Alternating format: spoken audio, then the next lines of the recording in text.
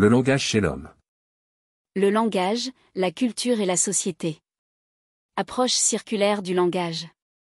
L'interdépendance entre l'individu, la langue et la collectivité. Les multiples dimensions du langage. La complexité du locuteur.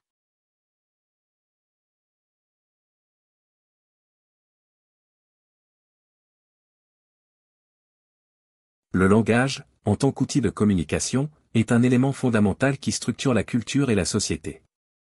Il n'est pas seulement un moyen d'échange d'informations, mais également un vecteur de sens, d'identité, et de relations. À travers le langage, les individus construisent des représentations du monde, et de leur place dans celui-ci. La culture, quant à elle, est le produit d'une interaction constante entre les individus et leur environnement. Elle évolue, se transforme, et s'enrichit au fil du temps, tout en intégrant des éléments de diversité et de complexité.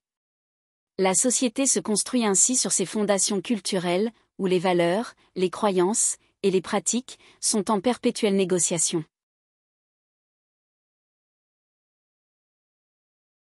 La relation entre le langage et la société est d'une richesse et d'une complexité remarquables, qui nous invite à adopter une approche circulaire, pour mieux appréhender leur interconnexion. Nous sommes en effet confrontés à un système dynamique, où la société façonne le langage, tout autant que le langage façonne la société. Dans ce processus, l'être humain joue un rôle central. C'est lui qui crée, utilise, et interprète le langage, tout en étant lui-même façonné par celui-ci. Le « je », en tant que locuteur, incarne l'individu animé par ses pensées, et ses émotions. C'est à travers le langage que l'individu exprime ses idées, ses désirs, et ses expériences.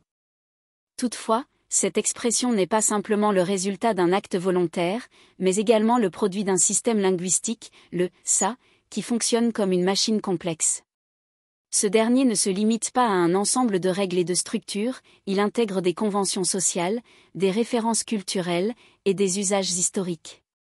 Ainsi, chaque mot, chaque phrase, est chargé d'un sens qui dépasse le simple énoncé individuel, reliant le locuteur à une réalité collective.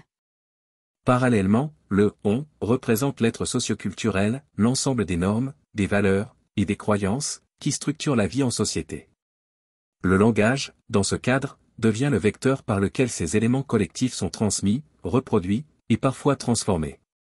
Il est le moyen par lequel la culture s'exprime et se perpétue, tout en ayant un impact sur la manière dont les individus se perçoivent et interagissent.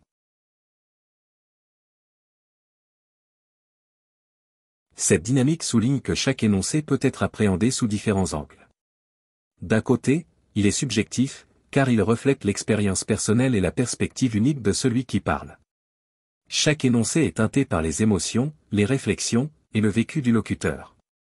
En même temps, il est machinique, intégré dans une structure linguistique qui dépasse l'individu, et qui le façonne à son tour. Le langage possède ses propres règles, ses propres logiques, et l'individu ne peut pas échapper à cette machine qui l'alimente, tout en étant nourri par elle. Enfin, un énoncé peut être considéré comme anonyme et collectif. Lorsqu'un individu s'exprime, il n'est pas seulement porteur de son propre message, il véhicule également un ensemble de significations partagées, des normes sociales, et des représentations culturelles. En d'autres termes, le « on » parle à travers lui, et ce qu'il exprime peut résonner avec des idées, des sentiments, et des expériences, qui ne lui sont pas exclusivement propres.